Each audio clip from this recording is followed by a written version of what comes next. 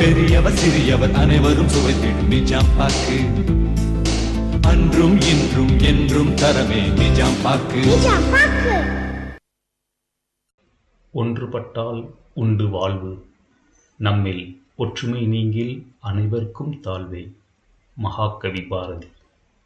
United we stand, divided we fall. ESAB.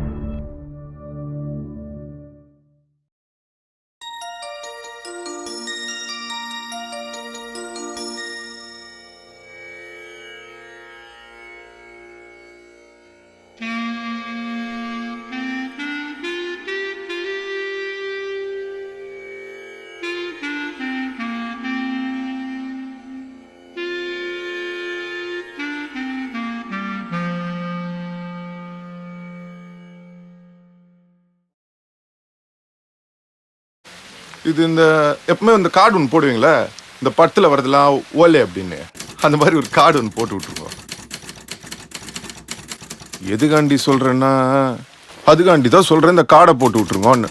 போட்டிங்கன்னு வைங்க, எனக்கும் safety, நீங்களும் ஃப்ரீயாக படுத்து எடுத்துக்கலாம். அது உண்மையாலுமே இருந்தால் கூட யாரும் உங்களாண்ட வந்து எந்த கேள்வியும் கேட்க முடியாது.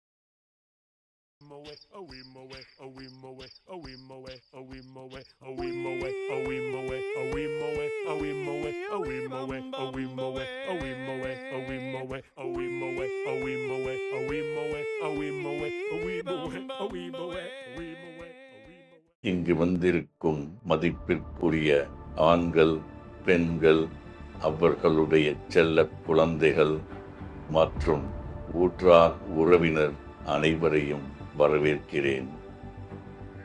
நானும் உங்கள் அனைவரையும் அன்புடன் வரவேற்கிறேன்.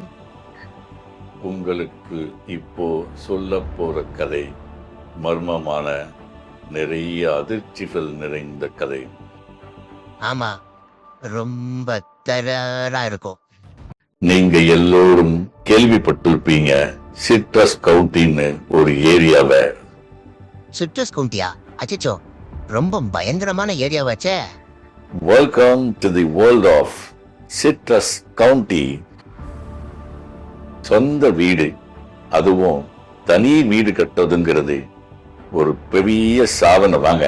எத்தனையோ பிரச்சனைகளுக்கு நடுவுல கடனை வாங்கி கஷ்டப்பட்டு துன்பப்பட்டு துயரப்பட்டு.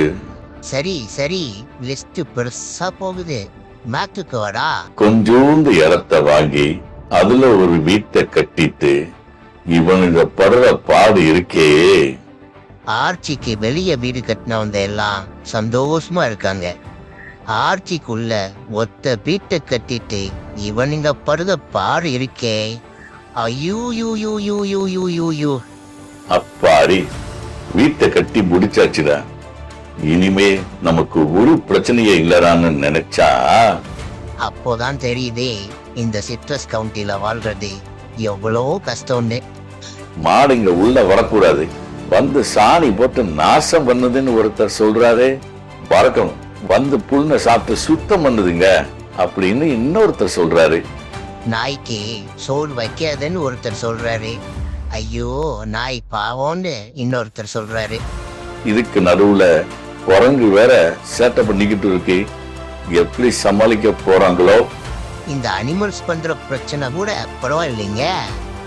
யாரையும் உள்ள விடக்கூடாது, கேட்ட மூடு அப்படின்னு ஒருத்தர் சொல்றாரு. அதெல்லாம் முடியாதுங்க, கேட்ட ஓபன் பண்ணுங்க அப்படின்னு இன்னொருத்தர் சொல்றாரு. வாட்ச்மேன் வேணும்னு ஒருத்தர் சொல்றாரு. வாட்ச்மேன் வேண்டாம்னு இன்னொருத்தர் சொல்றாரு. ஒவ்வொரு தெருலையும் ஒரு குப்பை தொட்டி வைங்கன்னு ஒருத்தர் சொல்றாரு. சிட்ரஸ் கவுண்டிக்குள்ள குப்பை தொட்டியா வைக்காதீங்க அப்படின்னு இன்னொருத்தர் சொல்றாரு. இவள் இந்த ஆக்ட் பிரச்சனை வேற. எக்யூப்மெண்ட் ஆர்ச்சில் வைக்கலாம்னு ஒருத்தர் சொல்றாரு. அந்த வைக்கவே போடாதுன்னு இன்னொருத்தர் சொல்றாரு. நமக்கு இருக்குடா பம்பு, இருக்கிற இடம் தெரியாம இருந்துட்டு போயிடணும்டா அப்படின்னு இருக்காரு இன்னொருத்தர்.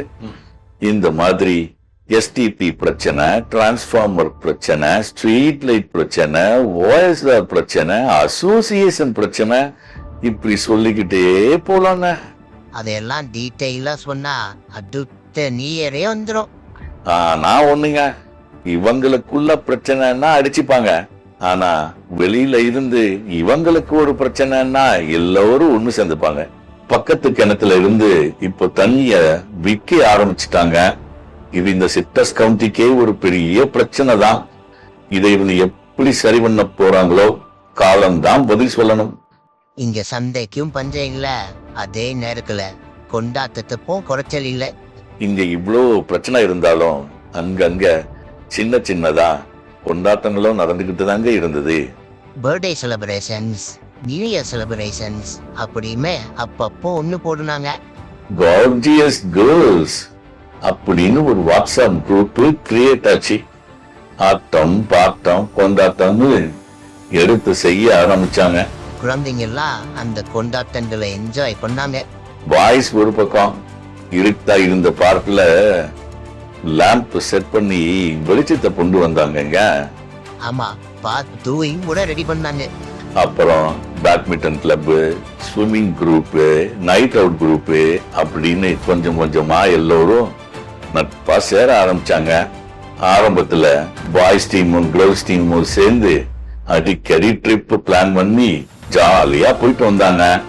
அப்புறம் கொஞ்ச நாள்ல பிளான் மட்டும் பண்ணாங்க. கேர்ள்ஸ் டீம் எல்லோருமா சேர்ந்து ஒரு தீபாவளிக்கு செலிப்ரேஷன் பிளான் பண்ணி சிறப்பா செஞ்சு முடிச்சாங்க. அந்த ஈவெண்ட் குழந்தைங்களுக்கு நல்லா ஜாலியா என்ஜாய் பண்ணாங்க. கொஞ்சம் கொஞ்சமா கொண்டாட்டங்கள் அடுத்த லெவலுக்கு போச்சு. எந்த லெவலுக்குனா போன வருஷம் நியூ இயர் ஈவெண்ட்ல பாய்ஸ் கேங்ஸும் டான்ஸ் பர்ஃபார்மன்ஸ் பண்ணாங்க. ஆமா, அத வேற டான்ஸ்ன்னு இந்த உலகத்தையே நம்ப வச்சாங்க. அவங்க சாதாரணமா பாட்டுக்காரவங்க இல்லையா, அவங்க பாட்டுக்காரவங்க.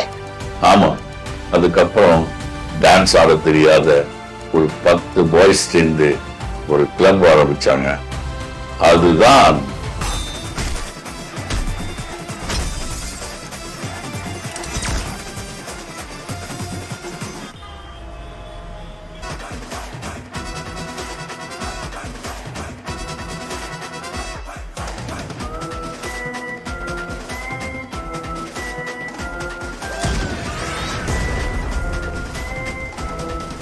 God bless you, my man.